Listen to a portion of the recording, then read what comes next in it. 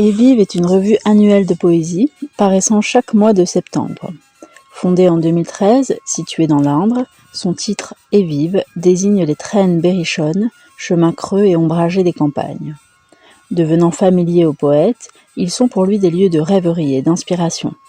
Ce titre rend hommage au Bas-Berry, à ses bocages vallonnés et mystérieux. Sébastien Robert, le fondateur de la revue, est enseignant, musicien et poète. Il a voulu rassembler, dans cette revue exigeante et sobre, les lyrismes d'hier et d'aujourd'hui. Il considère que la poésie donne à voir ce qui est caché, que si la philosophie donne à l'être un nom, le poète lui donne un visage. La mission de la poésie est donc silencieuse et désengagée. Depuis le premier numéro, Et Vive a invité des poètes de renom, comme Jean-Pierre Lemaire, Jean-Michel Maulepoix ou Jean-Pierre Siméon. Richard Rognier est devenu le président d'honneur de la revue. Cette année, sortira le 8e numéro de Et Vive. Sébastien Robert, vous dirigez Et Vive. À quel public se destine votre revue ? À un large public, d'abord à ceux évidemment qui pratiquent la poésie, qui en sont familiers, mais surtout à ceux qui veulent la découvrir et éventuellement s'initier à l'écriture poétique. Il ne s'agit donc pas d'une poésie hermétique, difficile à lire et à comprendre ? Certainement pas, puisque l'hermétisme est souvent soupçonné d'imposture.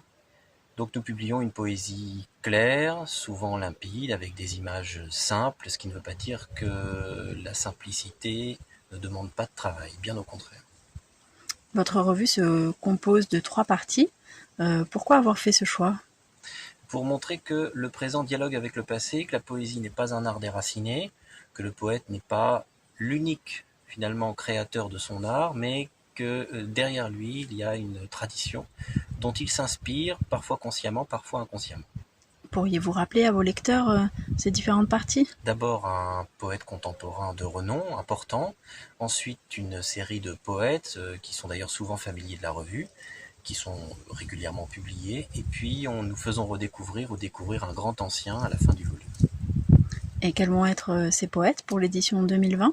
Alors cette année, ce sera Jean-Marie Barnaud qui ouvrira la revue, et nous republierons des poèmes de Théodore de Banville pour clôturer le volume. Je vous remercie.